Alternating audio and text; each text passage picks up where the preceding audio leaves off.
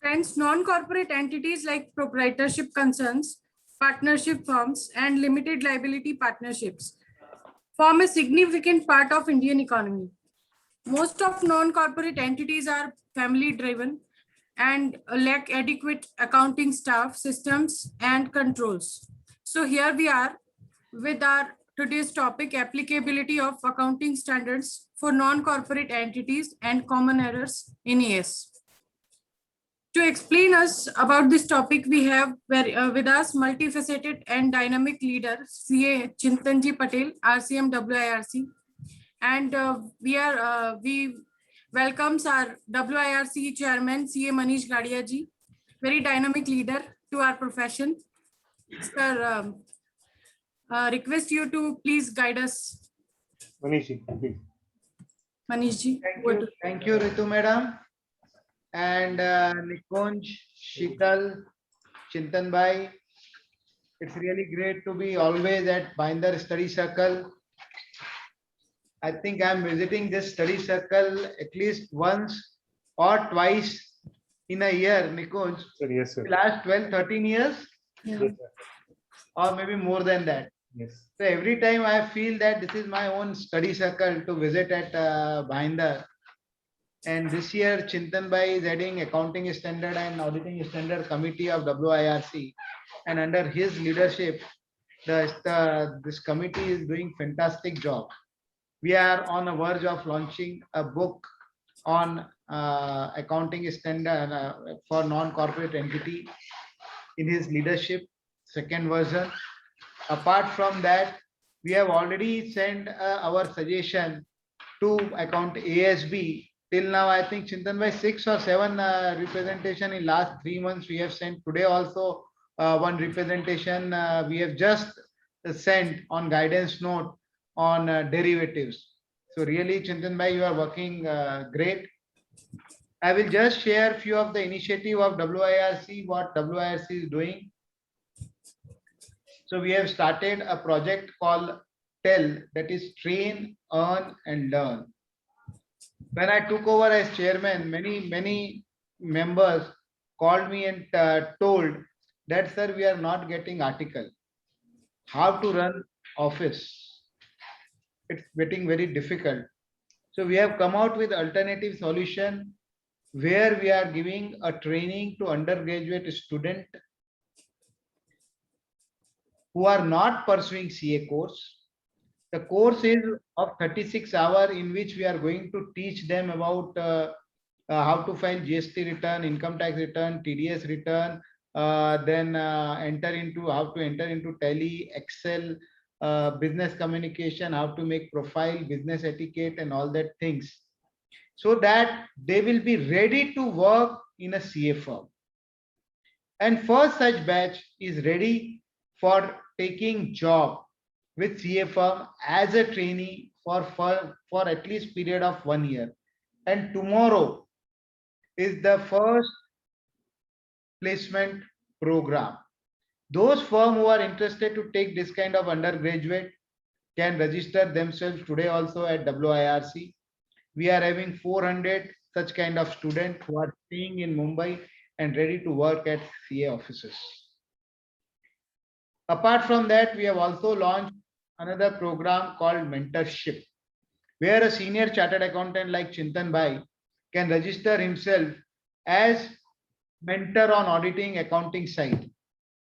And any junior member who want to excel in this area can register himself as a mentee under Chintan bhai and can be get training and benefit of his experience at this. So you can visit WIRC website for more detail. Apart from that, I am seeing that this time convener, deputy convener of Binder are both female. And I have seen that, I think Ritu is not there. So I've seen that the female are really dedicated to their job and their work. So especially for them, we have launched a scheme called Coach, where they can register themselves and get a full-time job, part-time job, or maybe work on assignment basis with any of the CA firm. So even if you are at a smaller place, you can work at Ahmedabad also, sitting in Bhinder. So you can register yourself and take the benefit of the same. Again, for women, we have started a WOW series, that is every second Wednesday of the month, we have a WOW series where we are having a woman speaker. And the response is really fantastic for the same. Technology is the thrust area this year of WIRC. Every third Thursday of the month, you will see one or the other program on technology. And WIRC has launched a long duration workshop of 60 hours on data analytics, on Python and SQL. We have restricted this to only 30 participants per batch so that what exactly they are doing can be monitored by the faculty. The first batch got full within 3 days of launching. Second batch immediately we launched, that also have been full, get full within 7 days of launch. So the experience, the response is really tremendous for that. And I also request all Bhinder Study Circle to have more and more program on technology, because that will be the future of the profession. So I will not take much time because Chintan Bhai is here, and we have to learn something new which is going to applicable from already applicable from 1st April 2021. We are already delayed, I should say, by 3 months. So just hear him out and try to implement at the earliest at your client office. So thank you very much, Nikunj. Over to you. Thank you so much, sir. Always a pleasure, sir. Always a pleasure to hear you. And wonderful to have you here. I can't say that it's difficult to put in words the enjoy, the thrill we have. Thank you so much, sir. Thank you so much for the insightful sharing of the programs at WIRC. I'm sure our members will benefit from the same. Yep. Thank you so much, sir. Thank you, Manish. Moving on. Now we have CA Chintan Patel ji. Sheetal madam, I would request you to please formally introduce our today's speaker. Yes, sir. I feel elated and honored to introduce a renowned speaker, trainer, a mentor, and a very passionate editor, a thorough professional with 18 years of experience, CA Chetanji Patel. He is a holder of various degrees such as CPA USA, CS, Certified IFRS, DISA, CISA USA. He has hands-on experience of Ind AS, International Gap Conversion, Companies Act 2013, Risk Advisory GST. Presently, he is RCM of WIRC of ICAI and Chairman of AS, Ind AS, IFRS Committee of WIRC of IAS for the year 2021. He has chaired Ahmedabad branch of WIRC of ICAI, and during his tenure, branch has received first time all 4 best awards of branch and student at both national and regional level. To share his knowledge and expertise, he has co-authored books on Quick Guide to Ind AS and ICDS published by Texman, writes various articles that are published in ICAI journal, newsletter, etc., regularly speaks and trains at various forums with more than 300 presentations at various seminars in Dubai, India, Muscat, etc. It's indeed a pleasure to have you, sir, with us here today. Sir, I request you to guide us on this topic. Thank you so much, Sheetal, for introduction. And my thanks to... Sorry, Nikunj? You can start the slideshow as per your choice, sir. Okay, sure. Yeah. My thanks to Nikunj for giving invitation here.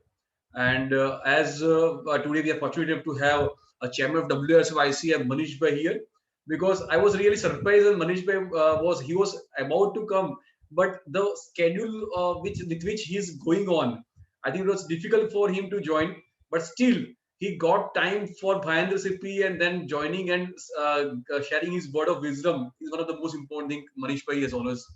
And he was talking about me, but I think under his leadership, WIRC has been doing phenomenal work. every regional council member under his leadership has been given full hand to work for fraternity. So Manish bhai, thank you so much for being so much passionate for all of us. And when he was saying that he was going to share about WRC activities, I thought that the session is now over, because it will take just 2 hours, 3 hours, 4 hours to just tell about the activities of WRC. But he was kind enough to stop at certain place and then he give me time to speak. So it's always pleasure to listen to Manish bhai. And once again, thank you, Bhayendra CP, and one of the most important things, the convener, Deputy Convener Sheetal Sharma ji and Ritu Agrawal ji, for being a part of this, and also Nikunj, because he has been in touch with me just to ensure that everything is perfectly done as required. So I share my screen and presentation so that we can all go ahead with the objective for which we are today here. When we talk about this particular session, I think Sheetal Sharma ji and Ritu, they both have given brief introduction about the topic. The topic is accounting standards applicability for non-company entities. I think one of the most important thing, and if you look at the topic itself, it is focusing on non-company entities. For so many years, we had a lot of discussions on accounting standards. But whenever there's sessions on accounting standards, it's always believed it is for primarily for companies.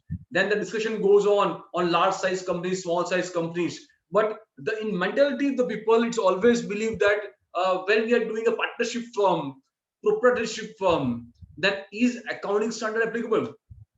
So with this object in mind, at WSF-ICAI during this year, we have taken initiative to have a series of awareness campaign by way of every study circle and branches of WRC. Let's have at least one session, at least one program on specifically for non-company entities accounting standards. We all have seen and look at the Finance Act 2021, which was a shock for all of us, because the two main important things, which is a near and dear one to every participant CA, they have been impacted. First very important thing was the tax audit.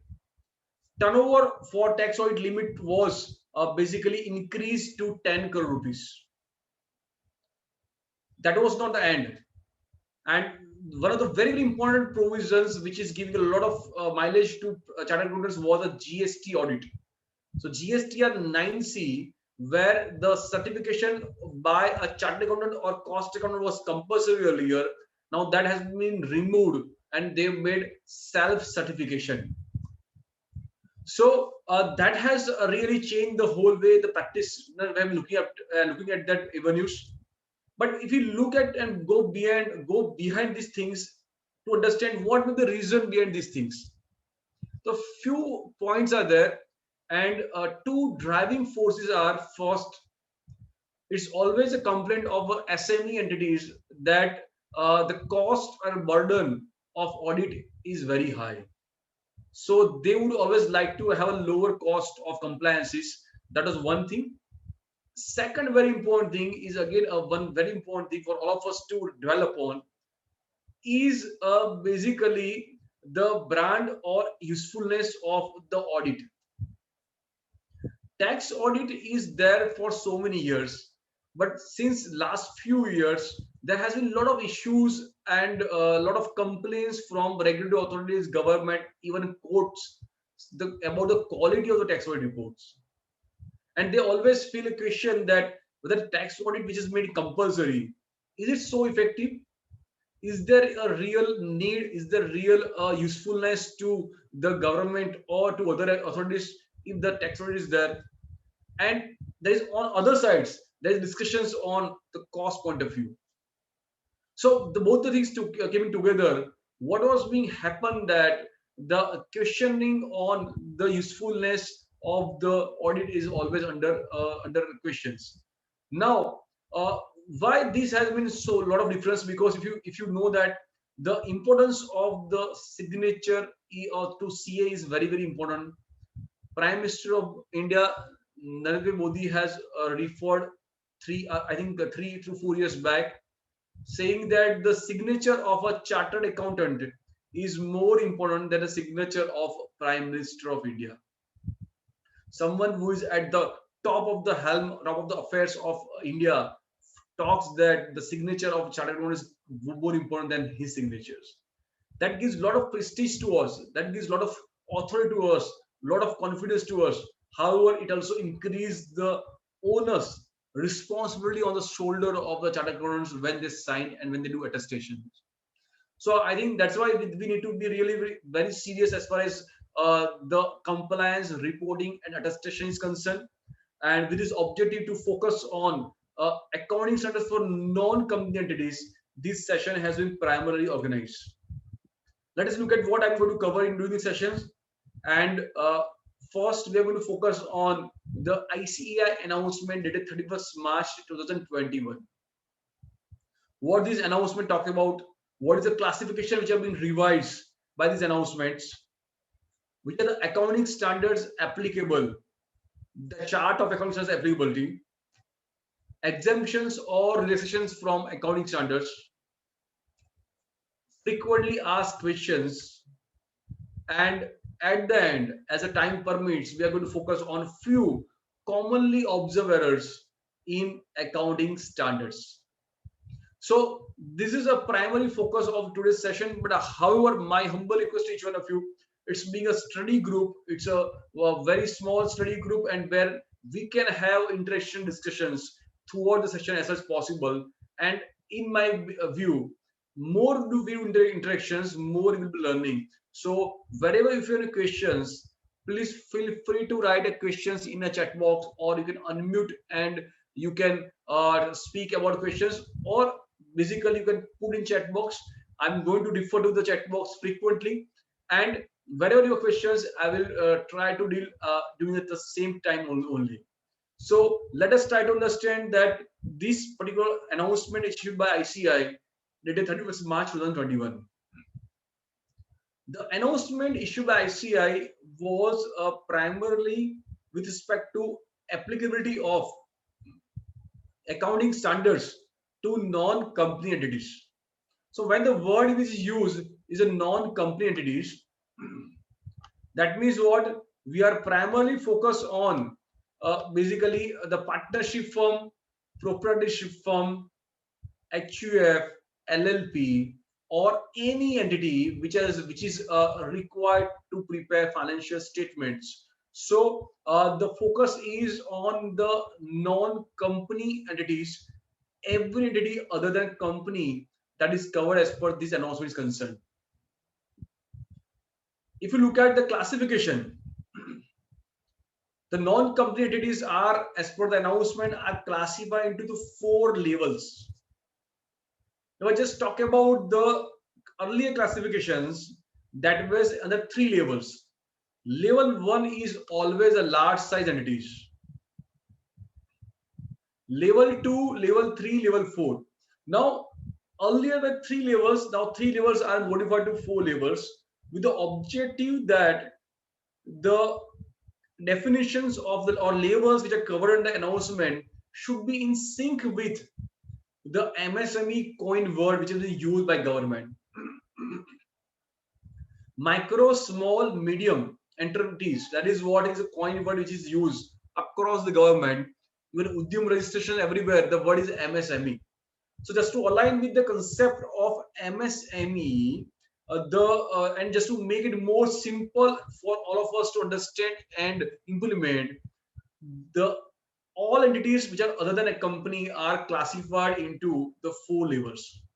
Level 1, as I mentioned, is a large, and then comes MSM entities. So MSM, micro, small, medium, MSM. MSME entities, so that is what is a MSME level 2, level 3, and level 4. And these all classification are revised classification. Again, I am putting one point very clear that this is not for the first time this classification is done. The classification of non-corporate entity was there for so many years back by ICAI, and there is only a change in classifications. There is not a much, there is not nothing something that for the first time it has been introduced here. There's only a change of the classification of the entities and the levels. However, as the level to which the entities are classified is modified, it will also impact the accounting standards applicable to these particular entities. So this particular announcement was issued for accounting period commencing on or after 1st April 2021. So 2021 is my first year for the purpose of applicability of this announcement. That's why it's one of the most relevant for all of us. Today we all are going to start audit. At the time of audit, we need to be very sure about that applicability of the accounting standards to the entities for which you're doing audit. So this is applicable from the financial year 2020-21. Now let us look at understand first is how these entities are classified, either level 1, level 2, level 3 or level 4. And then we'll discuss about the accounting standards which are applicable in each cases. Let us first understand about the level 1 entities. As I mentioned, the level 1 is a large size entities. When there are large size entities, that means it will ought to cover many very large size companies. Like first, if you fall in any one or more of the following, that means you are a level 1 entity, that is large size entities. First, it covers entities with securities are listed or in the process of listing on any stock exchange. And one very important thing, the word is securities is used, not shares. So securities will include shares, debentures, or any kind of securities, whether listed or in the process of listing on any stock exchange. So it may include BSE, NSE, multi-commodity exchange, or SME exchanges, whether in India or outside India. So if any entity has having any securities which is listed or in the process of listing on any stock exchange across the globe, they are always a level 1. Second is banks, cooperative banks, financial institutions, or insurance business. So here it's focusing on banking, in financial institutions or insurance. So these two, I think there's no need to be worried about these two. These two are always assumed that they are large. Irrespective of the definition provided, not provided, by just understanding and looking at the size of these entities or the nature and purpose of this, it will definitely fall into large. Come to the next 3 part, which is critical and which has been repeated across other levels also. That is on turnover, borrowing.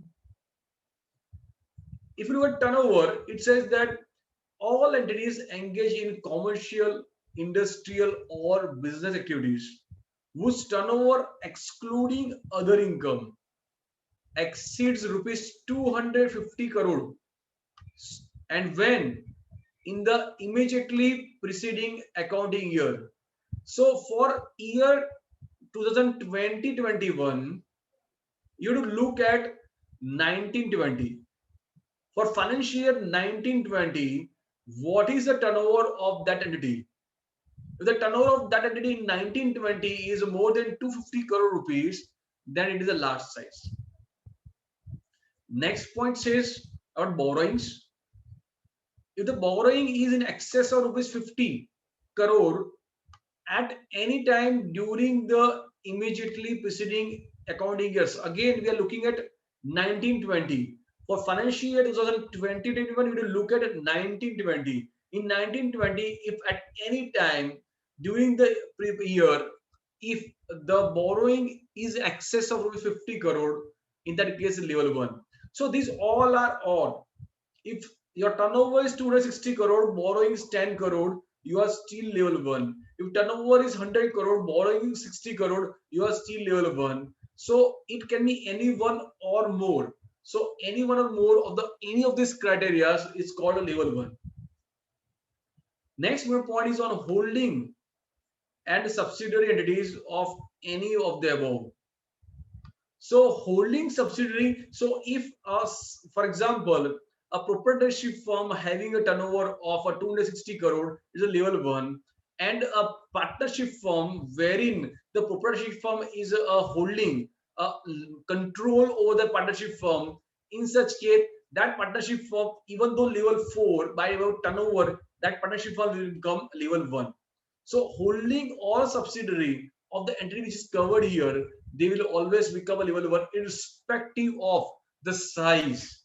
So they are connected and concerned with the larger group. So in whatever level the larger group falls, in that level, that particular entity will fall. Next point is on a non-government entities which are not level 1 but fall in any one or more of the following categories. Here, as we discussed that the primarily there are two points. One is turnover, second is borrowings. Turnover, if it exceeding 50 crore but does not exceed to 50 crore. So now we are moving towards the case where turnover is less than 250, but if 50 it is above 50. So 50 to 250 crore is the what is the criteria for the purpose of this turnover level 2. And borrowing is again DOF5, earlier is a 50, now it's 10. So 10 to 50 crore is the for level 2. And as we discussed, that holding a subsidiary of any of the above, they are always covered at level 2. So if any entity is a subsidiary of level 1, even though that entity is falling in level 2, it will be part of level 1. Coming to level 3, entities which are not covered under level 1 and level 2 but fall in any one or more of the following categories. So whose turnover exceeds 10 crore but does not exceed 50 crore, and borrowing is 2 to 5 crore, 2 to 10 crore, 2 crore to 10 crore, 2 to 10 crore borrowings, and turnover is 10 crore to 50 crore, and is a holding or subsidiary of any of the above, then it's called level 3. And level 4 is nothing but a residual. The entity which doesn't fall in level 1, level 2, or level 3, they all are called level 4 entities. So this is overall understanding, and let me just look at the chart which gives you the overall understanding of applicability or classification of these entity levels. As we discussed that here we need to look at the level 1 large size, listed bank, FI, insurance, they are always level 1. Turnover when you look at, it's more than 250 crore, DOFI 50 crore, DOFI 10 crore, borrowings 250 DOFI 50 crore, DOFI 10 crore, DOFI 2 crore. So this is the way the focus is to actually make it more simplified process of understanding the how it is being covered rather than making it more complex. So 250 crore and 50 crore is what is on the turnover borrowing, 50, 10, 10, 2, and that we have to look at of the immediately preceding accounting year. So for 2021, you need to look at the 1920. And 1920 will be a base for you to look at the applicability of accounting standards for the year 2021. And as we discussed that which are not covered under any of the above, they are level 4. It's called micro entities. Now a question to all of you, and that is one of the very important questions for all of you, is why every practitioners primarily has been working or connected with the tax audit, and that is one of the most largely being practiced area for a lot of chartered accountants. So question to each one of you which is concerning every one of us, that is tax auditor required to comply with accounting standards while carrying out tax audit under section 44 AB for non-company entities? I request all of you to please write in chat box your response. My question which I already put here is that you are a tax auditor of a partnership firm, you are tax auditor of proprietorship firm. are you required to look at and comply with the accounting standards while carrying out tax audit under section 44AB of Income Tax Act? Please respond by your chat box.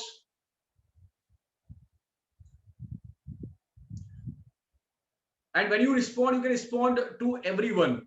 So everyone, all can be part. So the only objective is that we can all be part. I'm not concerned with respect to right or wrong answer. That is not the objective. My only concern, my only wish that let us have more interaction, let us have more discussions on this topic. I got a response from Dharmish. You're getting, sir, you're getting the things. I don't know. We have received yes as the answer from five members. Acha, I have just received one. Okay, okay. I'll speak out. We have received 1, 2, 3, 4 yes. Okay. From which members can you just say? From Vedula ji, Kishore ji, Anuj ji, Paresh bhai. Okay, Paresh bhai's great. answer is yes is applicable as per level. Anuj ji's answer is yes, going concern is applicable. Okay. Yeah, I request all of you to please, when you respond, you make to everyone instead of just to me or everyone. Just make it everyone. Sir, let me good activate discussion. that feature. Yes, sir. And okay, please activate that. Okay, I know. Yes, sir. Possibly they may be interested, but Yeah, there is some. yes, sir. We challenge have of to course. deactivate it to let the members focus. I know. I know. You the focus and objective is just to make it a more sincere efforts. But my request to Nikunj. Yes, sir. that I've done it. I've done it. Great. Thank you so much, Nikunj. Members may now directly post it for everyone. Yeah, so please make it to everyone, and thank you so much for 4 or 5 persons who have responded.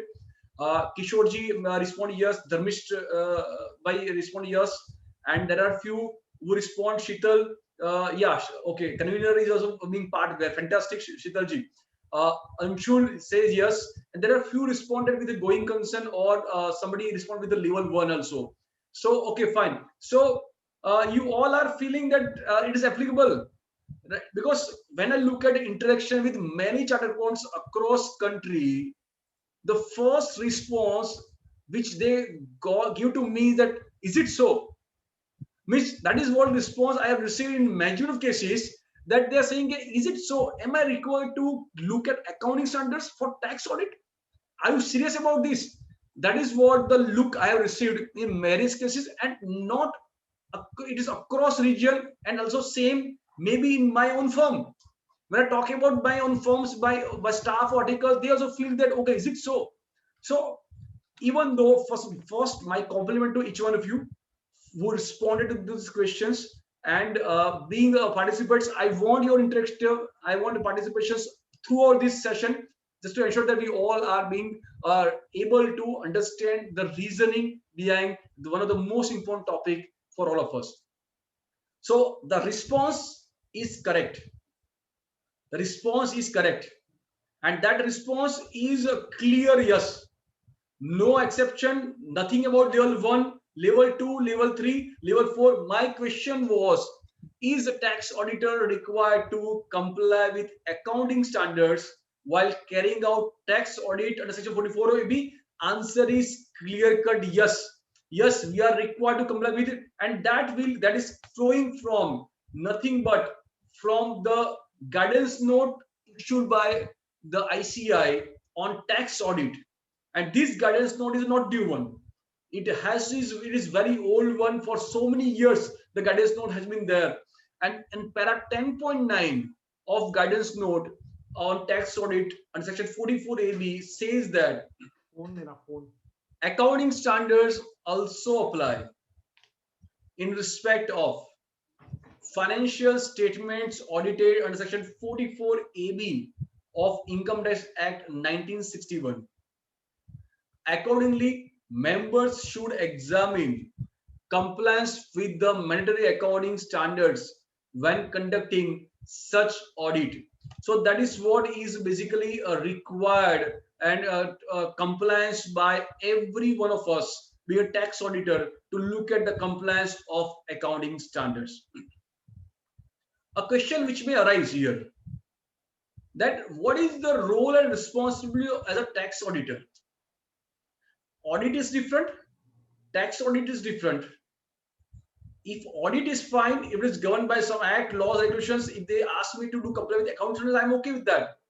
But in tax audit, why I am required to comply with accounting standards? Where because tax audit is being done under Income Tax Act for a specific objective, and there is no mention in even auditor's report from 3CA 3CB. When you look at, there is no mention of accounting standards compliance either in form 3CA or form 3CB. If that is situation, why I am required to comply with the accounting standards? And that was a question I received in one of the study circle, and that was something which we all need to really understand the reasoning behind applicability of accounting standards for tax audit. Let us look at first the primary responsibility of tax auditor. There are two primary responsibility of tax auditor. First is reporting on accounts.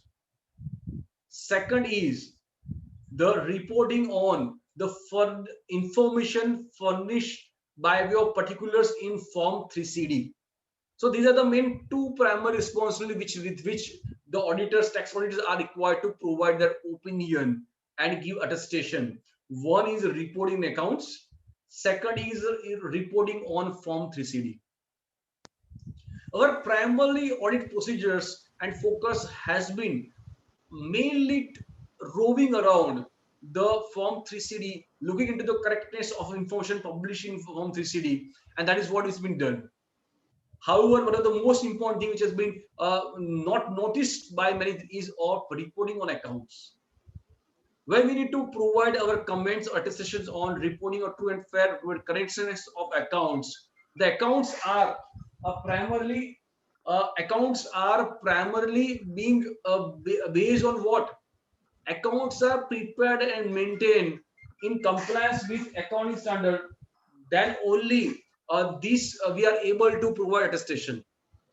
So reporting on accounts, when you talk about, means accounts are required to be prepared in compliance with accounting standard, then only we can say the accounts are correct or true, right? So the accounts, if not prepared as per these, then I think our report should be modified with that respect.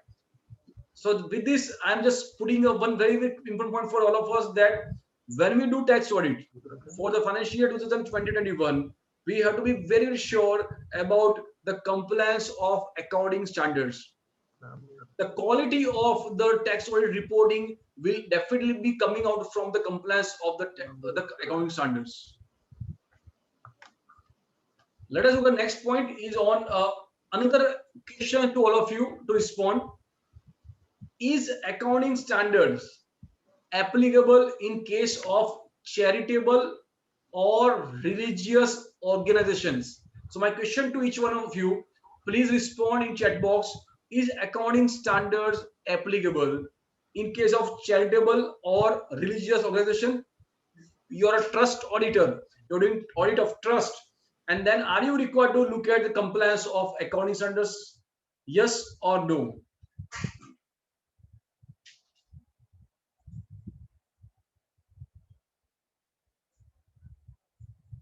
Dharmish Bhai says yes.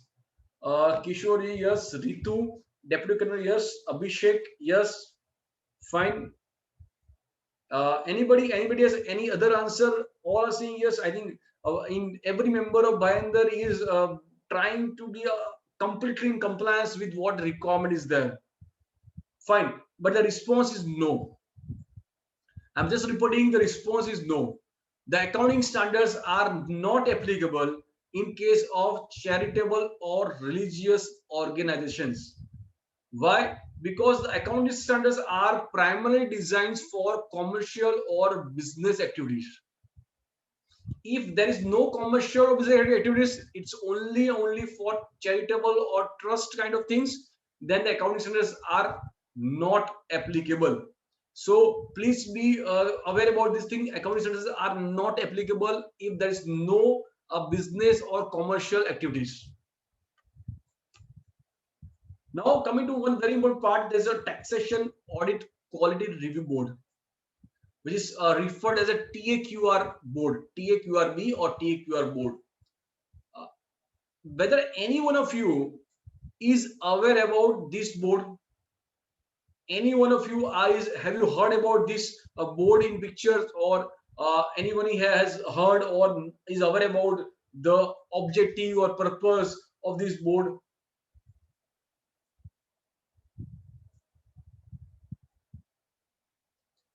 Okay, no response. So no response means, can I say it's no? Or anybody is also aware about this board, then can please no. Kishore bhai, yeah, Kishore ji, you have been so kind enough to respond, sir. Thank you so much. Kishore ji, response is no. Okay, great. So this is something new. It's a 1 year back. ICAI has established a taxation audit quality review board, TAQRB. You may have heard about the FRRB. This is a Financial Reporting Review Board, FRRB. The primary objective of FRRB is to select the accounts of large size companies, and then they need to do review from the purpose of compliance of accounting standards, Companies Act, SEBI, and other requirements. So the focus of FRRB is just to review the large size listed entities where they can go through the financial statements and then identify any errors are there or not. There was no mechanism to review the quality of tax audit or GST audit. And as I discussed that, there are a lot of issues which are being there by government, where they feel that quality of tax audit is not at par. That is not what they expect to be there. So with these two objectives in mind: first, to have a control over the quality, and second, to instill confidence in the government activity that yes, we do have a mechanism internally at ICAI to ensure that the quality of the tax audit assignments or GST audit assignments are at par level. Hence, this board was established by ICAI a year back. That is a Taxation Audit Quality Review Board. Let us look at first understand a brief about the scope of this. As it says, taxation audit. It includes both tax audit and GST audit. Yes, I know that from this year onwards, there is no GST audit as such.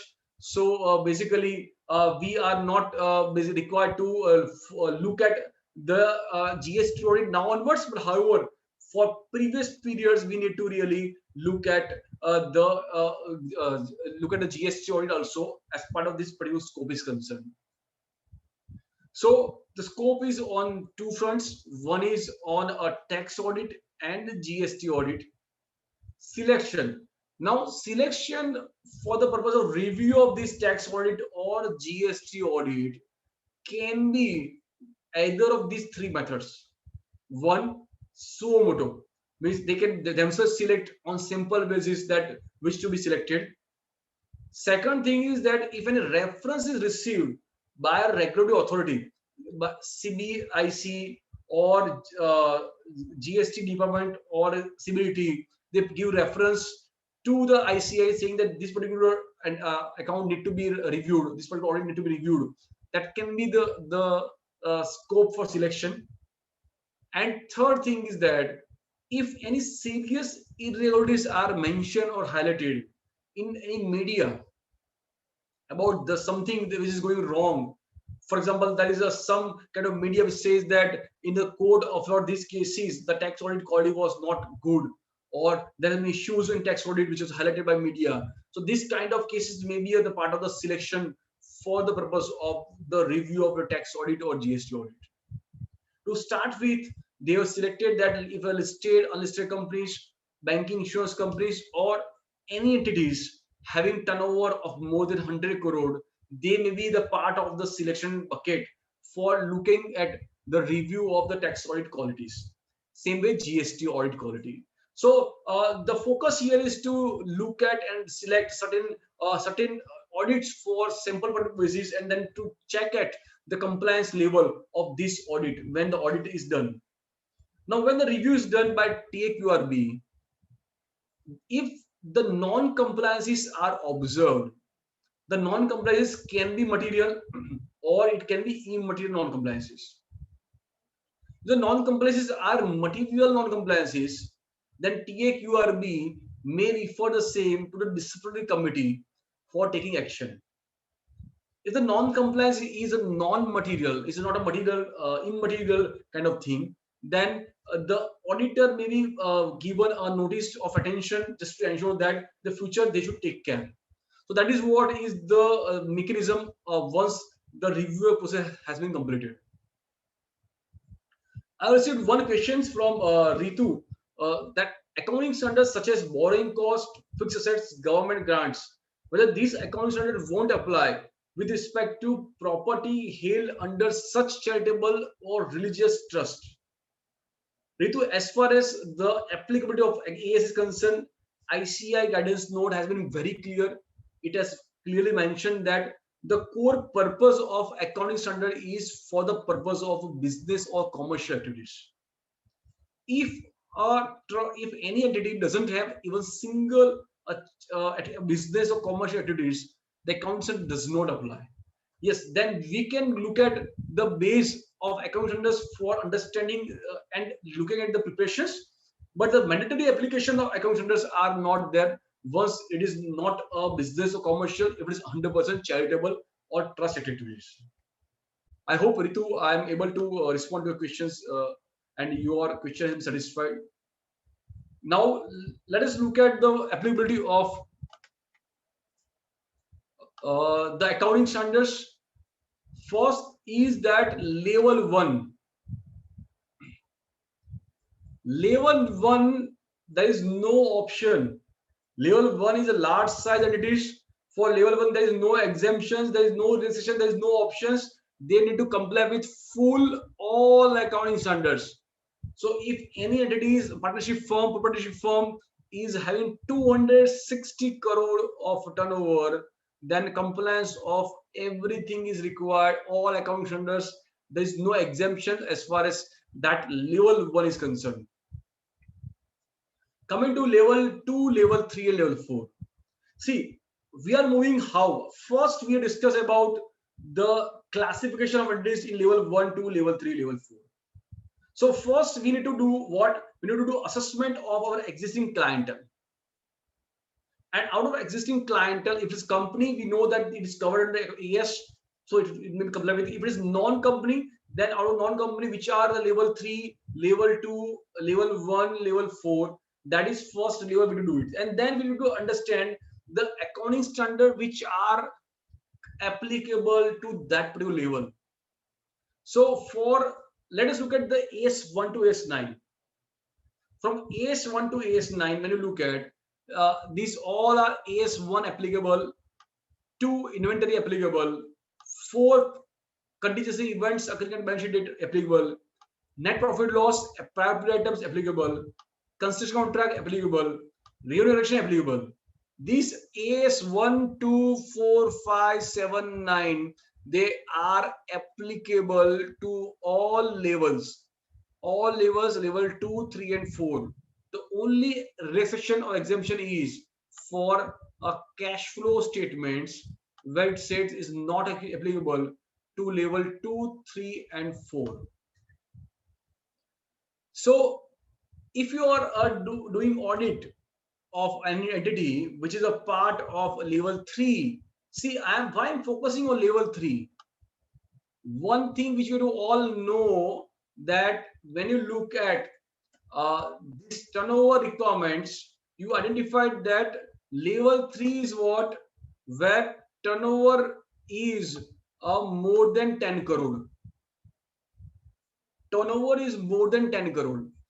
When you do tax audit in the section 44 AB, the turnover is more than 10 crore. So when turnover is more than 10 crore, they are at least level 3.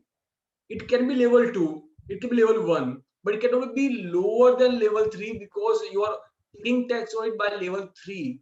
So we need to be very cautious as far as the level 3 is concerned. In majority of cases, all before either level 3 or above level 3, and that's why when you talk about the level 3 doing tax audit, the disclosure of accounting policy is required, inventory evaluation, contingent events occurring on reporting date, prior period term, construction contracts, revenue recognition. Now, when I talk about here, and when we talk about the situation where accounting standard is applicable entirely, and there is no exemption restriction for this particular AS where yes is mentioned, it means that everything in accounting standards like recognition, measurement, which includes initial measurement, subsequent measurement, and lastly, disclosure are also applicable. So in the tax audit, when we prepare the notes on accounts, there's a balance sheet, profit loss account, and notes on accounts. In the notes on accounts, we need to also have the disclosure requirement which are applicable to this particular entity to which it falls. So when I look at the construction contract A7, there are a peculiar disclosure requirements of A7 which focuses on the percentage of completion method and all work in progress with related to that. So that is to be covered here. AS9, AS2, AS1. AS1 disclosure of accounting policy means we need to disclose a significant accounting policy in our notes and accounts, even in a tax audit report. Coming next point is on AS10 to AS20. Here, if you look at, there's a DE is mentioned under AS10, AS11. Then there is AS19. D is mentioned. D is what? Disclosure exemption. So accounting standard is applicable to this entity. However, you've been exempted from providing disclosures. So if there is no D is mentioned, means 100% accounting standard is applicable. And in that case, we need to also look at the disclosure requirement, whether they are properly disclosed or not in notes on accounts. When we look at AS10, property plant equipment, yes, you need to look to comply with it. AS10, AS11, foreign exchange applicable, government grant, yes, investment, yes, amalgamation, yes, for level 4 entities there is some asterisk. I'll discuss about asterisk later on. Employee benefit, one of the very important standard for all of us to understand. AS15, employee benefits. There are separate exemptions criteria are provided under AS15 employee benefits. So we'll discuss about AS15 employee benefits separately because I know it is one of the very important standard for all of us. Borrowing cost, yes. Segment reporting, not applicable. So AS17 segment reporting is not applicable. RPT, repeated transactions, is applicable only to level 2. Leases, yes, but there are disclosure exemptions. Earning per shares is not applicable. So here, if you look at again AS10 to AS20, when you look at, you find majority of accounting standards are applicable, and there are a few specific provisions which is governing about the employee benefits that we'll discuss later on. Coming to next important part, which is on AS21 to AS29. When you look at consolidated statements, you'll find not applicable as strict. Associate, there is a strict mark. Interim reporting, there is a strict mark. Joint venture, there is a strict mark. And also under AS14 amalgamation in level 4, we look at NA with a strict mark. Now, what does that mean? ICAI has written that generally for these kind of entities, they don't have a subsidiary, associate, joint venture, or interim reporting or amalgamation kind of thing. So if they don't have this situation in place, that's why it is not applicable. However, if there are transactions which is affecting this one and they are required to prepare, then in that case, they have to comply with the applicable accounting standards. That is called NA with asterisk. Very, very important point which I would like to discuss here is on AS20, that is accounting for taxes on income. One of the very, very favorite standard. I'm saying favorite, not favorite actually, but yes, it's a standard which has been always a concern for all of us. Even though we are doing a company audit, I have seen in many cases the compliance is not correct. Everyone is learning every year, and the learning can be reflected by of the huge higher or lower very high deferred tax calculations in the accounts. So accounting for taxes on income, and that is including deferred tax, that is also applicable for level 2 and level 3 entities. There are only some relations for level 4 that we'll discuss later on. However, for level 2 and level 3 entities, this is applicable. Coming to accounting for investment in associated and consolidated statements, it is, as we discussed, is NA. Discontinued operations, yes, level 2 is applicable, not applicable to level 3 and level 4. Interim reporting, not applicable. We discussed intangible assets, AS26, applicable to level 2 and level 3.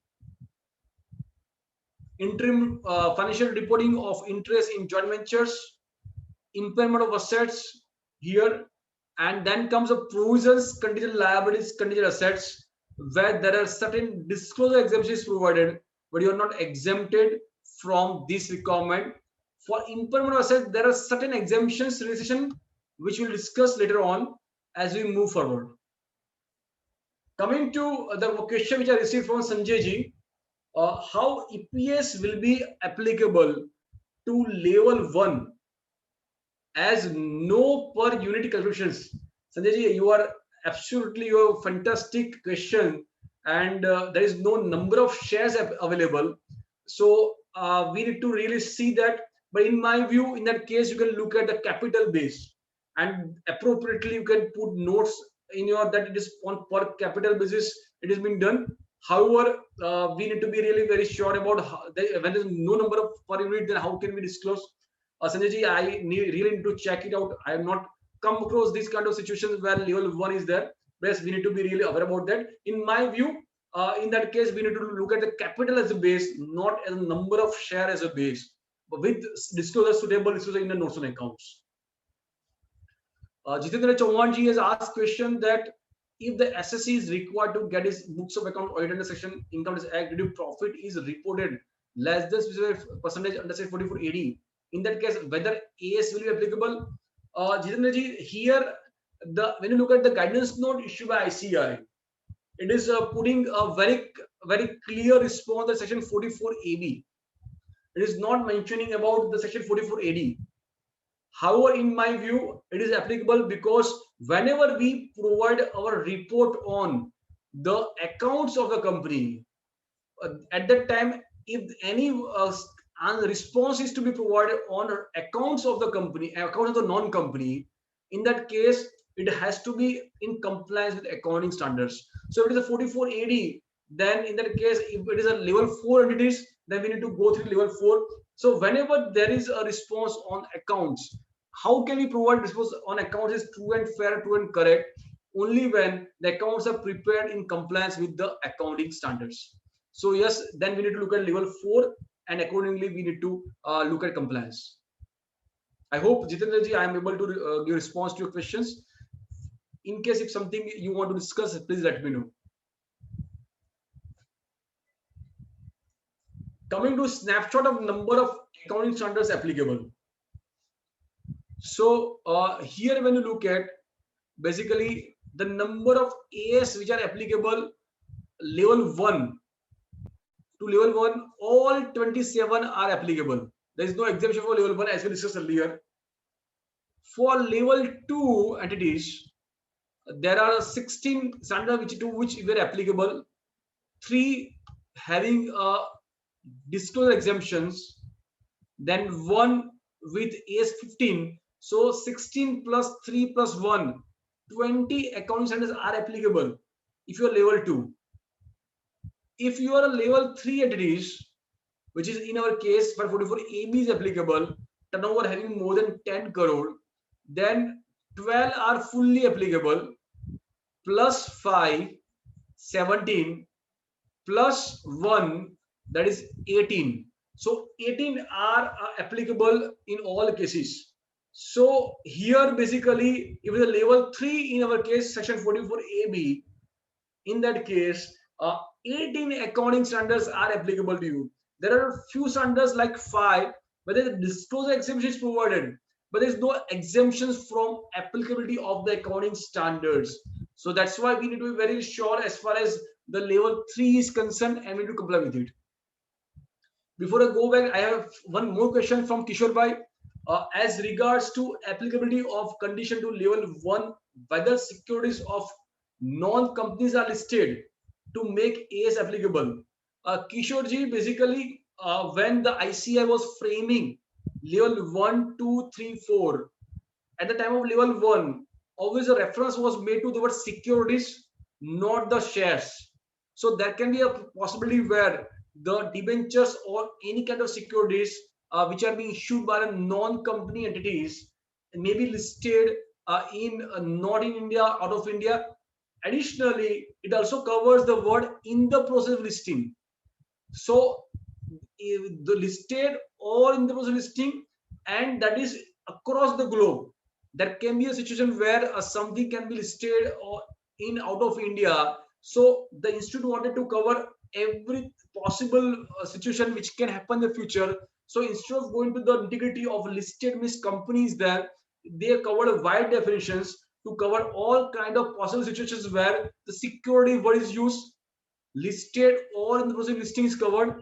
And third thing is that it can be any stock exchange in India or outside India. So as it is a very wide coverage, we wanted to cover every possible situations which can be happen. That's why this is being covered here. So the word non-company entities includes this with this reason. I hope Kishore Bhai, I'm able to respond to your question. If you have questions, further questions, please let me know. Okay, now coming to the list of accounting standards applicable to all 4 categories of non-company entities. When you look at here, these are the 8 standards which are applicable to all 4. There's only to really look at into the part that is at AS1, AS2, AS4, 5, 7, 9, 12, 16. These 8 AS are 100% applicable. Even though it is level 4, level 3, level 2, level 1, irrespective of that, they are applicable in all cases. And if you look at here, the list of accounting standards which are not applicable to level 2, 3, 4. So not applicable entirely, which includes primarily these 3, which is AS3 cash flow statements, AS7 segment reporting, AS20 earning per share, and these 4 are not applicable because they are related to the subsidiary, associate joint ventures, and interim financial reporting. So these 7 are entirely not applicable to level 2, level 3, and level 4 categories of NCE. Now coming to the next part, that is on AS15 employee benefits. AS15 employee benefits we have. The first thing is that these employee benefits AS15 are divided into the primary 2 parts. A question which may arise that generally the MSME are divided, or applicability or non-applicability is divided based on the turnover of the company or borrowing in general case. However, why in case of the employees benefit AS15, it is based on number of employees. Reason is that, for example, there is a partnership firm which is in IT outsourcing service provider. Its turnover is 12 crore rupees. Number of employees who are engaged here are 200 employees, right? So if that is the size of the entity, in that case, it is definitely required for them to provide for employee benefits. Another example there where the entity is a partnership firm, turnover is 12 crore rupees. It's a training entity. Doesn't have a single employee, partnership firm, they both partners by themselves. So in that case, the employee benefits may not be so much critical as it is critical for the entity which is providing outsourcing having 200 employees. So with this object in mind, this AS 15 employee benefits, the applicability and exemption thereof are being decided based on the number of employees employed during the year. And that is what is the first very important thing for all of us to know. It's a 50 or more. There are two classes.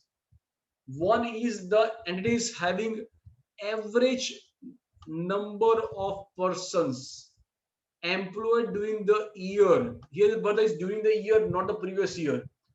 During the year is a 50 or more, and then remaining are less than 50. So 50 or more is little bit large size entities. Here it says that short-term accumulative compensatory absences. Before I talk about the exemptions or restrictions provided here, let us first understand how the AS 15 is being classified for the purpose of accounting of employee benefits. AS 15 has classified employee benefits into 4 parts. Part 1, short-term employee benefits. Part 2, post-employment benefit plans. Third, termination benefit.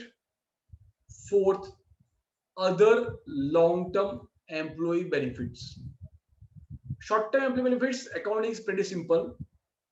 Post-employment benefit plans, it can be either a defined benefit plan or it can be defined contribution plan.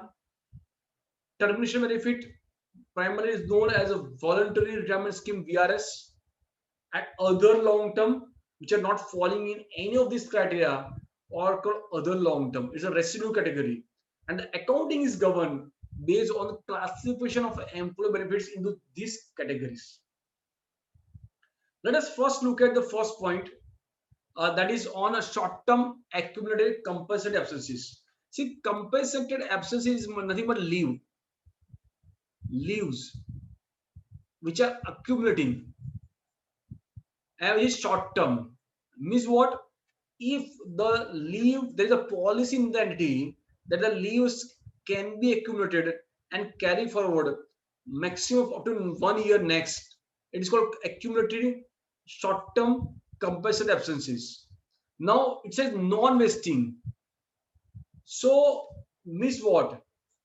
If next year the employee resigns from the company, in that case, if the employee is not eligible to get encashment, it is called non-vesting. If the employee resigns next year and if the employee can get encashment of the leave balance outstanding as on that date, it is called leave encashment. So non-vesting means what? Short-term accumulating compensated absences which are non-vesting means which can be covered for next maximum for 1 year. However, it is not eligible for encashment if any employee resigns or is out of the job during this particular period. For short-term accumulating compensated absences, the accounting has been exempted for level 2 and level 3 and level 4. All 3 entities, all 3 levels, it is exempted. Then comes where the payment falls due for more than 12 months from balance sheet date. Where reporting date is 31st March 2021. If any payment falls due within beyond 12 months from reporting date, that is, it is falling due after 31st March 2022. In that case, a standard AS 15 requires to do discounting of this amount which is payable after 12 months. So present value is required in case if the amount is payable after 12 months as per AS 15. However, for non-company entities which are level 2, level 3, level 4, for all of them, it is been exempted from this requirement no discounting is required in this case for even though amount is payable beyond 12 months from the reporting date. Coming to next important point is on the post-employment and other long-term employment required, where there's a defined benefit plans. As I mentioned that the post-employment or other long-term can be defined benefit or it can be defined contribution. If it is a defined benefit plan like gratuity, see gratuity is one of the very, very important example for all of the companies, all the entities, wherein if an employee remains for more than 5 years, it is a statutory obligation for an entity to make a gratuity payment. So if the number of employees are 50 or more, in that case, a gratuity liability is required to be provided based on actual valuations by applying projected unit credit method. So here it says that PUC method is mandatory for level 2 and level 3. If you're level 4, you are being exempted. For level 2 and level 3, if the number of employees are 50 or more, in that case, actual valuation is compulsory. You've been exempted from the requirements of curtailment, settlement, actual loss, all these things you are being exempted. But there's no exemptions from the making provisions based on actual valuations. So that is what is required as per this concern.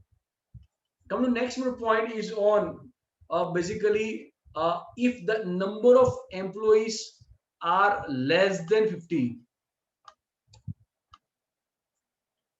Here, when they are less than 50, or if you are level 4, which we discussed earlier. So if you are level 2, 3, 4, level 2, 3 with a number of employees less than 50, and level 4 with irrespective of the number of employees. In that case, it provides you relaxations for first, the same thing which we discussed on point number 1 and 2, that is short-term accumulated compulsory absences, and where payment is more than 12 months, you are being exempted here, and there is no discounting required even though payment is more than 12 months. As far as post-employment is concerned, under defined benefit plan, where if you have employees 50 or more, we discussed that actual valuation is required. However, if you are level 4 or you are level 2 or 3 with number of employees less than 50, in such case you can apply other rational method. Means what? There is no need to do actual valuations. You can have simply Excel file based on list of employees, list of last drawn salary, assumptions, calculations, and by just doing any other rational methods, you can apply and make provision for employee benefits. However, please note that in none of the case, irrespective of the size, number of employees, in none of the case there is exemption from making provision. Provision is mandatory of employee benefits. Only there is a relaxation from the actual evaluations or from the detailed disclosure requirement, detailed calculation which is required by AS 15. So there is no exemption, relaxations irrespective of the size or number of employees from making provisions, because your accounts can be true and correct only when it is capturing the amount of provisions, which is one of the most important thing in today's world. Same way for also other long-term benefits, there is a rational method, which is I focus that it is not giving any criteria. Any other rational method which you feel is convenient, comfortable for you to make, but yes, provision is required to be made. There is no relaxation exemptions from making a provision for employee benefits. So any questions as far as AS 15 or any concern, please feel free to put in a chat box and then we can discuss on that. Now coming to the next important point, that is on deferred tax. Accounting for income tax. I'm saying deferred tax because it is widely known as a deferred tax. That is one of the most critical part as far as the account is concerned. But yes, it is covered in both current tax and deferred tax. We look at AS22. For level 2 and level 3, it is applicable. Level 3 is what? More than 10 crore turnover. For lower 2 and level 3, AS22, making a provision for deferred tax asset liability is a compulsory to be done, and also the disclosure. Whenever I may mention yes without any mentioning of DE disclosure exemptions, means you are also required to have disclosures under AS2 in your notes on accounts. So the components of your deferred tax need also be mentioned. Accounting policy of deferred tax also to be mentioned. So here there is no exemptions for level 2 and level 3. For level 4 entities, which are having a turnover of less than 10 crore rupees or borrowing less than 2 crore rupees, it says you can only apply the record of current tax. If there's a current tax provision is required to be made, you make provision of current tax. There is no need to look at the deferred tax for this case. Transitional requirement here. So means what? If you are being under level 2 or 3, where you are required to create deferred tax, and you have created deferred tax as a liability, now you become a level 1, level 4, where deferred tax is not required to be created. So you are required to follow a transitional provisioning. Means whatever balance of deferred tax asset or liability as outstanding as on that particular date, that you can set off against the opening revenue reserves. That is what a transition, as under level 4 you are not required to comply with the deferred tax requirement. That transitional provisioning is provided under AS22. Now coming next point is on AS28, that is impairment of assets. Under AS28, if we just talk about the provisions, it says that carrying amount is required to be compared with the value in use. If the carrying amount is higher than value in use, in that case, the difference is called my impairment loss. For the purpose of computing value in use, the standards provide you the guidance. The value in use shall be measured at a higher of net selling price or value or higher of net selling price or value in use. So net selling price is what? Is the estimated selling price minus selling cost is net selling price, and value in use, this is determined by way of the present value of the future cash flows. Now present value of the future cash flows, that is was recovered under AS28. For level 2 and level 3, there is restriction that instead of doing present value, you can look at the reasonable estimate. There's no need to look at the present value techniques. You can just look at by reasonable estimate. That can be a base for the purpose of the value in use. That is exemption basis provided under AS28 for level 2 and level 3 entities.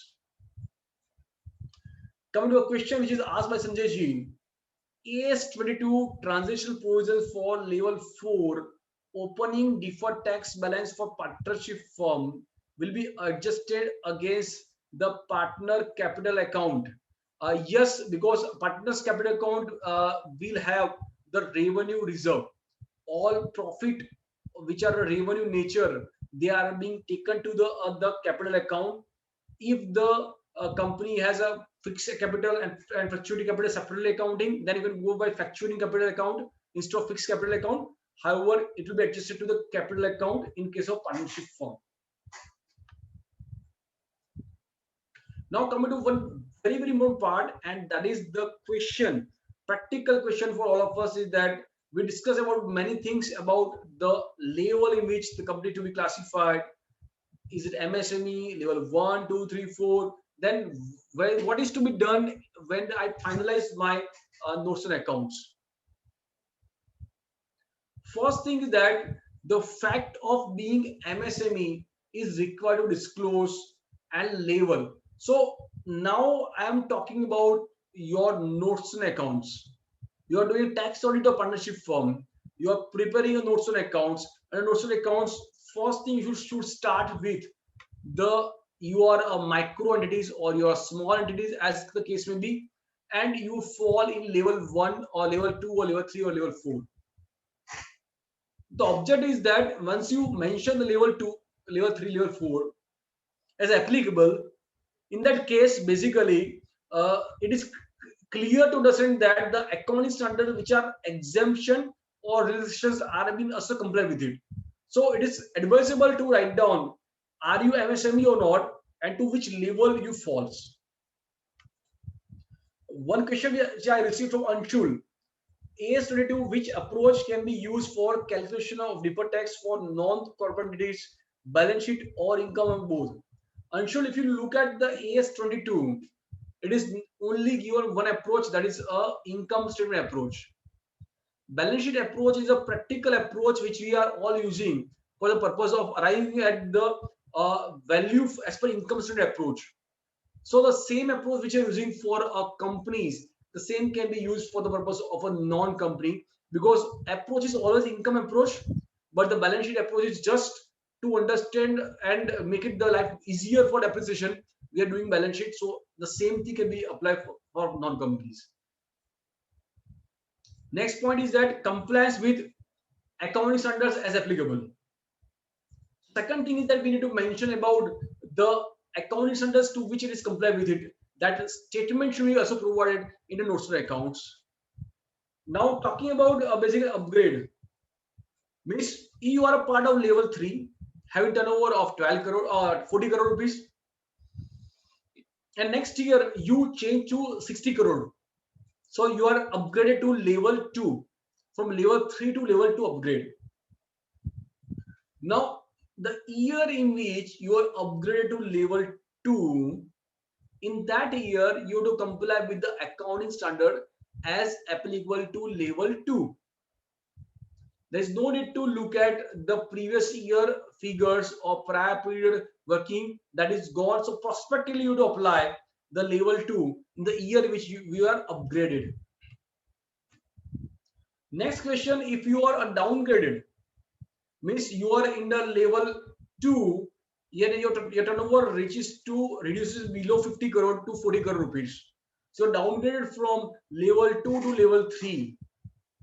In that case, ICS states that till 2 years of your downgrade status, you should continue to be applying the level 2 requirements, that is upgraded levels. And if you stay continuously in level 3 or downgrade status for 2 years, then from next year onwards you can apply the exemption or decisions of a downgrade status. So just to again say that if you are downgraded, if you are to continue to apply your earlier level classifications for 2 years, if you remain in downgrade status for 2 years, then from third year onwards you can apply the exemption decision for the downgraded status. That is what is being classified toward here. And coming to next point is that in case if you have selected some exemptions, so means you will give an exemption under AS 10, but you are not opting for exemptions, or you are opting for selective exemptions. I think that information should be provided, specifically in notes of accounts, so the readers can understand which account standards are comply with it, what exemption you taken, under which level you are there, which category you belongs. So that information should be part of your notes on accounts. Now, a question to all of you. What is the duty of auditor in case the accounting standards are not complied with it? You are a tax auditor of a partnership firm having turnover of 12 crore rupees, and you observe that the accounting standards are not complied with it. Then what should be your role as auditor? Please write in your chat box.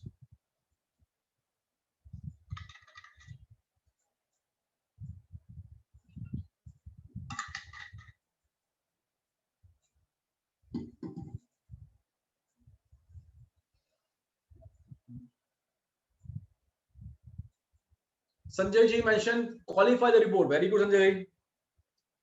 Anybody else?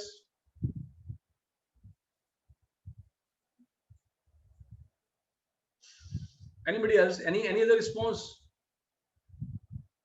So probably we may have to qualify all our tax audit assignments. Kishore Bhai mentioned to disclose and mention in notes that particular ES is not valid. Very good, Kishore ji. Fine. Now let us look at the non-compliance of account standards. If the account standard non-compliance is material in nature, in that case, the auditor should qualify or provide observations or negative remarks in Form 3CA or 3CB as applicable in Clause 3 or Clause 5 as required. So in Clause 3, Clause 5 of Form 3CA or 3CB, the auditor should provide the negative or qualification words. If it is not material non-compliances, then the fact thereof should be mentioned in notes on accounts. And if it is not affecting to and correct of the nature of the entities, then the notes on accounts should be okay. But otherwise, you should also mention in your Form 3C or 3CB on Clause 3 or Clause 5 as applicable. Anshul has come out with very practical solutions. Because, for example, he says that first, advise to comply.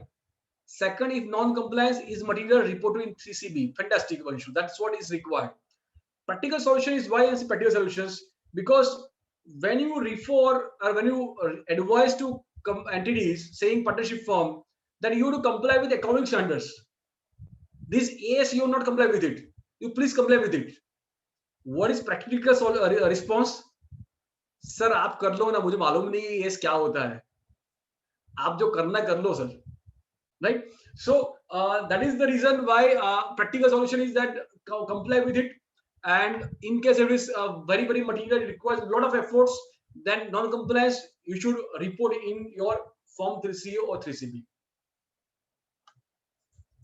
Next question to all of you, what is the duty of an auditor in case financial statements prepared on a basis other than accrual? See, you are auditor of the doctors who are professionals who are preparing under Section 44AA. They opted for cash reserve accounting, and the accounts which you've received are on cash reserve accounting. What should be your duty as auditor? Is it allowed? Is it not allowed? What should be done here?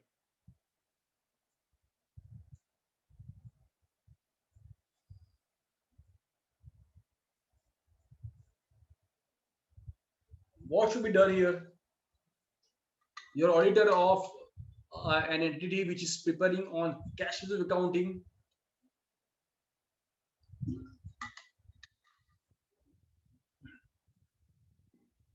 Fine. So basically, if you received the financial statement which are on other than accrual based accounting, accounting standards are based on assumptions that accrual based accounting has to be followed. So that is called material non-compliances, and it has to be qualified.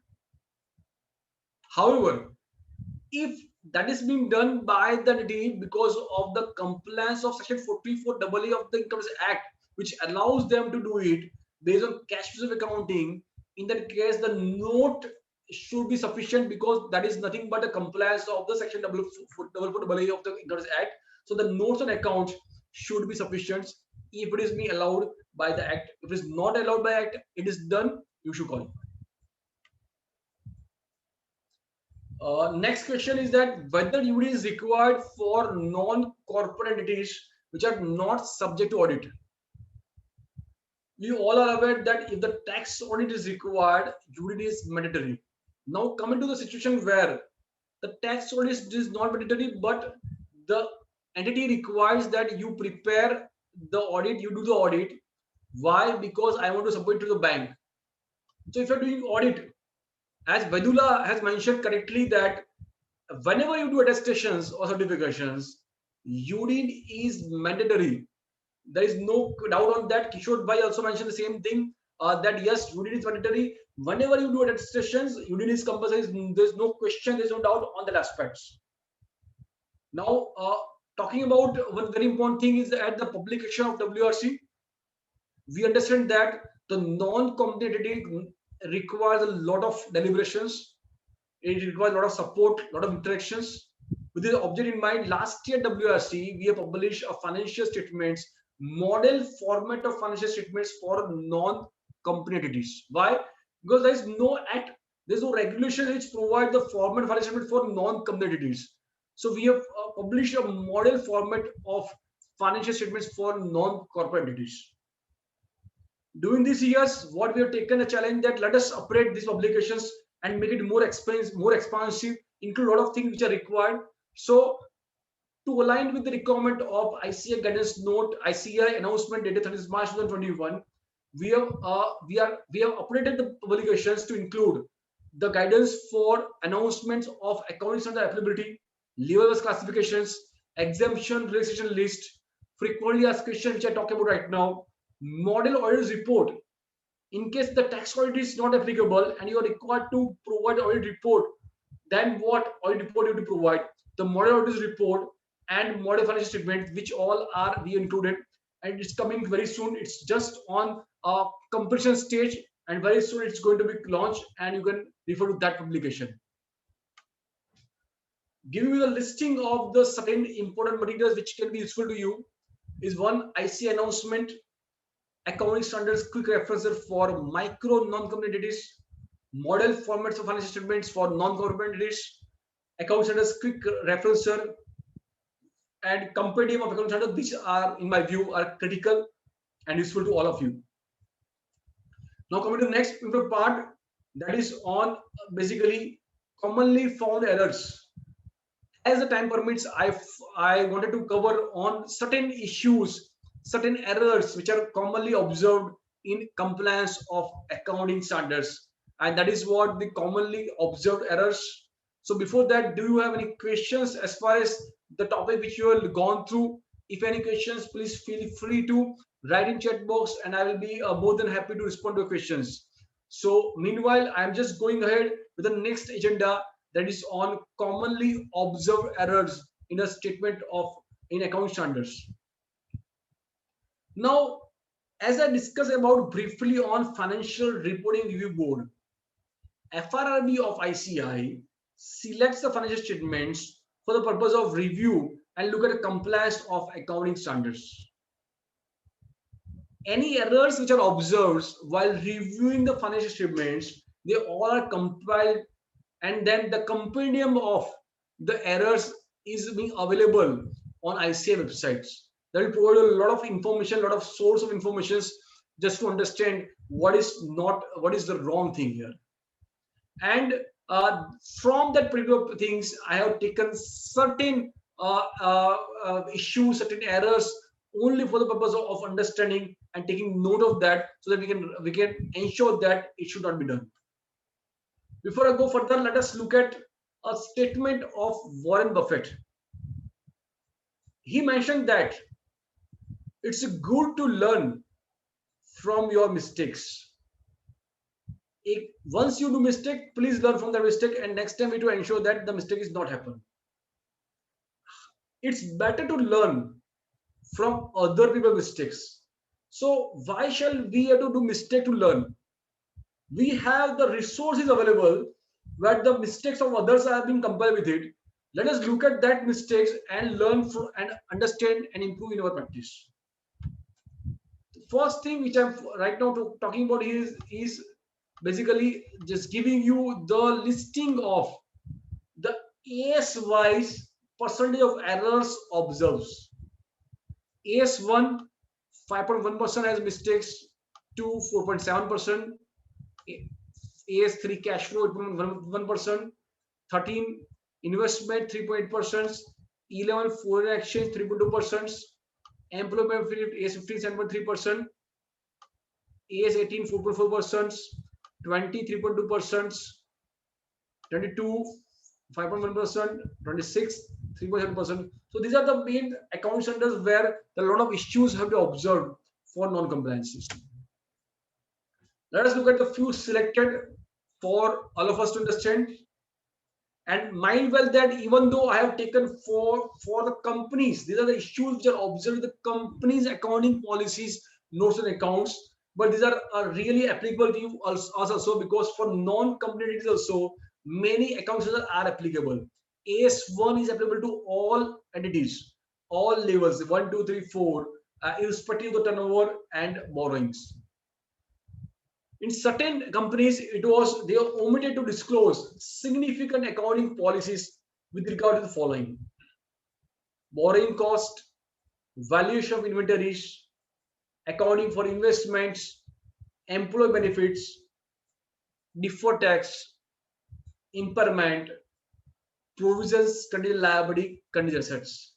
See, first thing we have to be very clear that notes on accounts, we should start with the level of entities, MSME level 1 to 3, accounts have to comply with it, and then the very very important thing is significant accounting policy. Significant accounting policy is the only base for the readers to understand how the accounts are prepared. So one should do what? We should have a draft notes including accounting policy available in our firm, and the same can be taken as a base for the purpose of having for other entities. But one thing which we have to be very sure is that AS9 revenue recognitions, AS7 construction contracts are very specific to the entity. So we have to ensure that these are not copy pasted as such in all entities without understanding the nature of business. For example, there was one entity which is providing service, outsourcing of these services. However, when you look at the accounting policy, it's mentioned that the revenue is recognized when the goods are being sold and then dispatched. Very significantly, reward of goods have been transferred. So that kind of policy is not correct, and we need to ensure that we need to upgrade and update as per the specific accounts client is concerned. Coming to AS2 valuation inventory, my question to each one of you, please go through and have attention here. Look at this accounting policy, and it mentioned that the stock of cards are valued at cost and on FIFO basis. My question to all of you is to identify what is wrong or missing here in case of the accounting policy which has been published by the entity. The stock of cards are valued at cost and on FIFO basis and include all applicable overheads in bringing the inventories to their present location and condition. Work in progress is valued cost. What is missing here? What is not correct here in the accounting policy of the entity which has been published in accounting policy notes and accounts?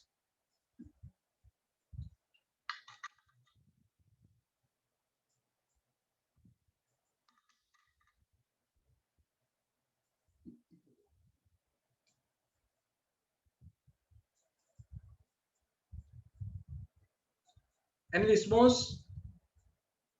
Sanjay ji mentioned that work in progress is valued at cost, net reserve value. Fine, Sanjay ji, very good, very, very important observation which you have made.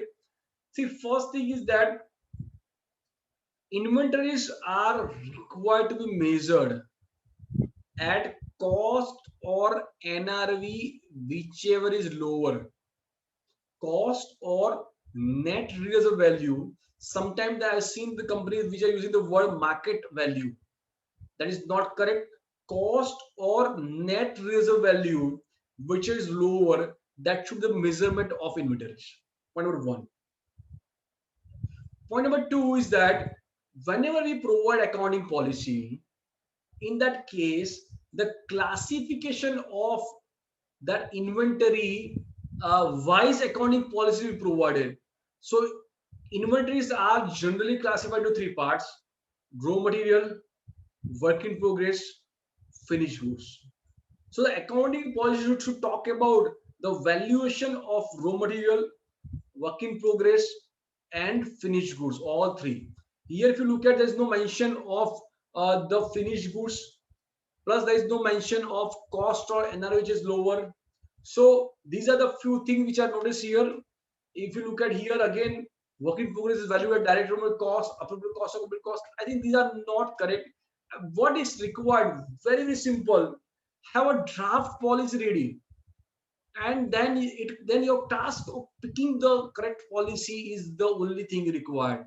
So that draft policy should have the all compliance of this thing, because in many cases what is observed that accounting may have been done correctly as per AS, because we are very sure on measurable part.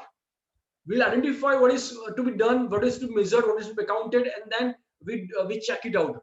However, when you look at the disclosure part, the way the accounting is done and the way the disclosure done sometimes doesn't matches.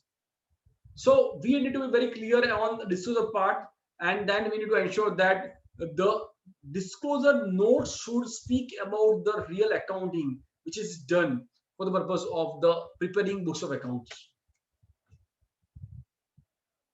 Same way here, Rahul mentioned that weighted or FIFO. You have to be very specific. You can't say weighted or FIFO. You may prepare a policy common for all entities, weighted or FIFO, but however, you have to select one when you copy paste in entities, and you have to just mean either weighted or FIFO as applicable for these entities. Coming to the cash flow statements, in the AS3, there was a net increase or decrease in investment or disclosed in cash flow from operating activities. However, when we look at the investments head, we found investment has a component of investment held to maturity. When investments are held to maturity, in that case, there has to be a cash flow from investing activities. There can't be cash flow from operating activities only. There has to be investing activities. It's a held to maturity. Next point is that okay, let us look at the component of cash and cash equivalent. I'm not talking AS3. Let me just skip AS3. Okay, AS5. Prior period items. My focus here is to just provide glimpses of the certain issues, errors, and you have a lot of listings available in Compendium. So this accounting policy mentioned that a prior period expenses and income are included in respective heads of expenses and income in the profit and loss account. That is not correct. AS5 requires you to provide the nature-wise classification of these prior period items. That is not available, so it is not correct. AS7 construction contracts. It says that job work revenue is accounted on the basis of running bills raised and approved by the clients. Revenue expenditure is accounted on accrual basis as and when incurred. So when you look at the accounting policy, it mentioned job work revenue. So it is in construction contract. So in that case, the percentage of completion method need to be followed, and that should be appropriately disclosed in accounting policy. So when the construction contract is applicable, your disclose accounting policy due to that, but you also have to ensure that the disclosures of para 39 of AS7, which require to disclose aggregate amount of cost incurred, recognized profit, amount of advances received, amount of retention, this also need to be disclosed. As you recollect, AS7, AS9 are mandatory 100% to be compliant with by all level 1, 2, 3, 4, irrespective of these entities. If you look at this point, here it mentioned that the revenue from online education services is recognized upon receipt of subscription fees in case of non-refundable, otherwise apportioned over the subscription period. In other case, it was mentioned that revenue from online education services is recognized upon receipt of subscription fees. I think in both these cases, it is critical here that a revenue shall be recognized as per AS9 over the period when services are rendered. There is no concept of receipt basis. You have to recognize on accrual basis. So to match with the cost incurred for providing services, revenue shall be recognized over the period the services are rendered.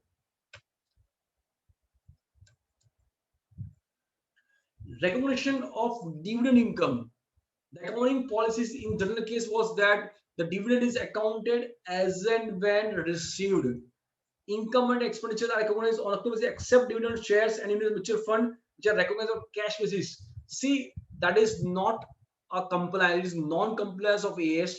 As per AS 9, dividend shall be recognized when there's a right to receive. Payment is established. Fixed assets, accounting for fixed assets. Here, if you look at under the classification of fixed asset schedule, there was one line item which says that site and land development was one line item, and there was a good appreciation on that particular item. Now that is not correct. First thing that you need to apportion this site and land development into the real nature of expenditure, whether it pertains to land, building, or others. So first you need to classify and apportion over the particular nature. It is part of land, depreciation is not to be provided. It's part of building, then you need to provide depreciation as per the useful life of the building, or other as per that useful life. So having a separate line item of site and land development, that is not correct. It has to be appropriately classified in the assets or class of assets which are being provided under the schedule. Coming to a few other standards, and now question to all of you, because this is one of the very, very important part. I've seen in many cases, this is not complied with it. So the accounting policy says that the export sales have been recorded at the rate notified by customs for invoice purposes. I'm again repeating, and I want response. What is wrong here? The accounting policy says that export sales have been recorded at the rate notified by the customs for invoice purposes. Now, what do you feel is wrong here? What should be correct accounting, correct disclosure here?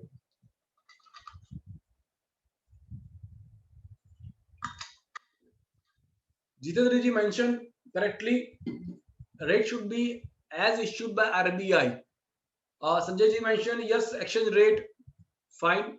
So one very important thing is that I have seen many cases that it is very easy and safe to follow the custom rate. But please believe that the custom rates are not actually transaction rate, exchange rate. Custom rates, the purpose of custom rate is different. Custom rates, the objective is to collect the custom duties.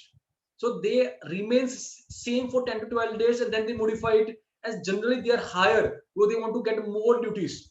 So the standard AS 11 says that you have to record at a transaction date exchange rate, and you can look at the bank RBI rate on the transaction on which the export sales have been accounted on that date, whatever exchange rate that you do take. Next point was that it mentioned that current assets and liabilities as at the end of the year are translated at exchange rate ruling on the date of balance sheet. What is incorrect here? The accounting policy mentioned that current assets and liabilities as at the end of the year are translated at the exchange rate ruling on the date of balance sheet. Is there anything wrong here? If yes, then what is wrong here? What should be correct? Fantastic, Sanjay ji. The word should be monetary assets and liability. AS 11 doesn't talk about current assets. It's a monetary asset liability. All monetary asset liability are required to be translated at the closing exchange rate. And as you recollect, AS 11 is applicable to all non-company entities respect to size. So please ensure that in many of the cases there will be export debtors or creditors which is in foreign currency. So you have to translate at closing exchange rate.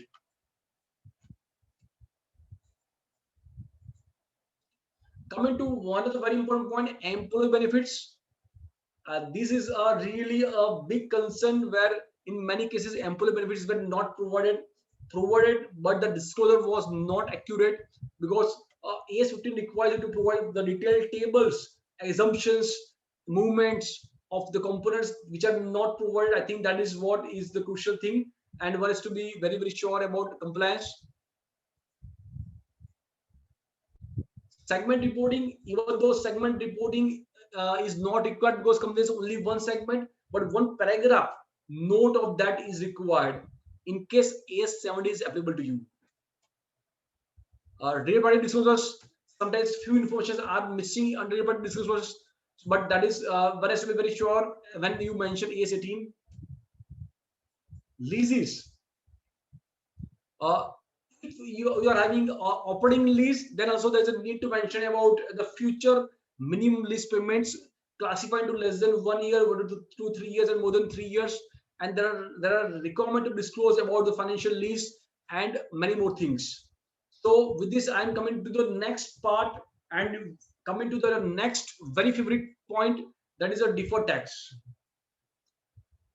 See, AS22 accounting for taxation income is always a cause of concern because in one of the point we mentioned that deferred liability assets are recognized subject to consideration of prudence on timing differences using the deferred tax rate substantively enacted on the balance sheet date.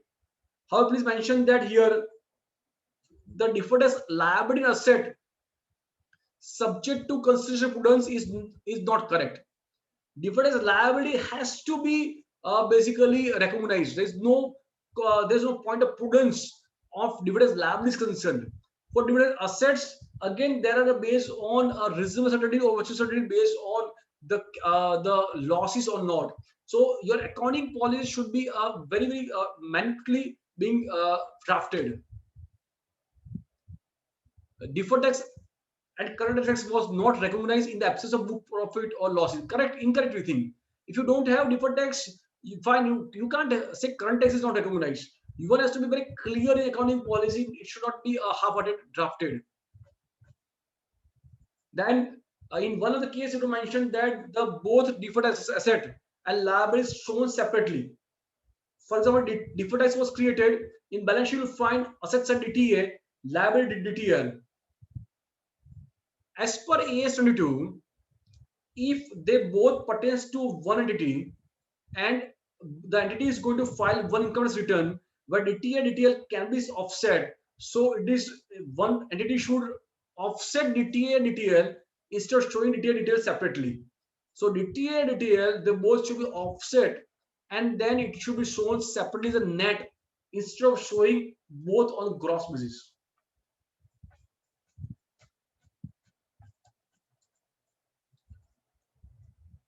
Intangible assets, I think one of the very, very important point which I would like to discuss here is that there is no concept of deferred revenue expenditure. Please ensure that there is no deferred revenue expenditure existing after AS26 has come to picture. So the pre-commencement, preliminary expenditure, marketing expenditures, they are not being allowed once AS26 has come to pictures. So there's no point of deferred revenue expenditures. Either you expense off or you capitalize with the intangible assets. There's only two options: either you capitalize and amortize, or you charge off to P&L account as expenditure. Impairment of assets we discussed a little bit. Consolidated, associate, joint venture. I'm not talking about the these junctures because primarily is not focusing on accounting for non-company entities. Coming to the provisions, contingent liability, contingent assets. Last point, that is in the accordance with AS29, the following is considered as contingent liabilities: guarantees given by the bankers for performance of contracts and others. Here we need to be very sure that the AS29 just talks about the financial guarantee. If the performance guarantee is provided, that is not a contingent liability. So there is no need to disclose about the performance bank guarantee, performance guarantees. And provision for expenses, basically it has to be basically shown, and expenses are generally considered as accrued against services that have been received but not settled. Therefore, disclosure of unpaid expenses under the head of provision is not in accordance, because expenses are generally accrued. When the expenses are accrued, it is a liability, it is not a provision. So that is what is a very, very critical thing. And coming to the last point before I hand over the battle to the organizer of this study circle, the primary objective of this session is really to ensure that we all should learn and then apply. A lot of things to be learned, a lot of things to be applied. The level of quality at which we today are functioning, we all have to go to the next level. And whatever level be today, it may be lower, higher, middle level, but I think there is always a possibility, potentially, to move to the next level. And the objective of keeping this particular session has been fulfilled if we learn first, and at least one small point, if we are able to apply in our firm, I think then I will believe that objective of we all coming together has been achieved. So my best wishes to all of you to have a happy learning and ensure that we are able to really go to the next level and ensure that the account centers are also being compliant with it when they are going for tax audit reporting point of view. So any questions, please feel free to write in chat box and I can deal with questions right away.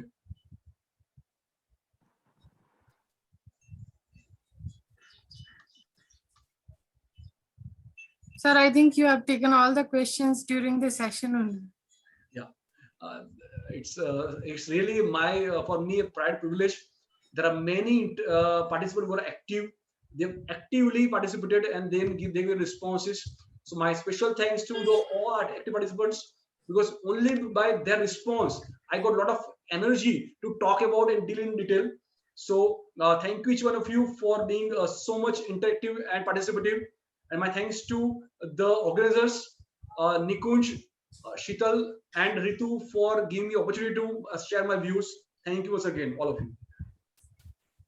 Thank you so much, sir, for such a lively session. And also very thankful for taking our queries. Members have a lot of takeaways from our today's session, indeed a very informative session. Now I request CA Kishore Mehta to give formal vote of thanks on behalf of our study circle. Kishore, over to you. Yeah, thank you, Ritu, for giving me this opportunity. I would like to start with a quote. If you have knowledge, let others light candles in it. I, Kishore Mehta, on the behalf of the Binder CP Study Circle, would like to take privilege to propose a big thank you to Chintan Bhai Patel for his efforts and excellent coverage toward the topics that is applicability of each and every accounting standards to non-company entities and commonly observed errors. I am sure the members will agree and appreciate that Chintan Bhai has not only covered the topic very well, but also made the session very interactive and also encourage doubt during the sessions. I'm sure that a participant has learned a lot with your guidance and explanation and had a lot of takeaways from the today's topic of today's BCM. Finally, I would also like to thank all the organizers and participants for making the event successful. Thank you very much, sir. Thank you for sharing your knowledge, sir. Thank you, all of you. Thank you, sir. I would like to admit my thoughts. A good event never ends. They take only a pause and keep us awaiting for the next. Wow, fantastic. Sir, with this, I thank you and I thank all the participants for making this program resounding success. Thank you so much. Thank you, sir. Thank you very much. Thank you so much, sir. Thank you.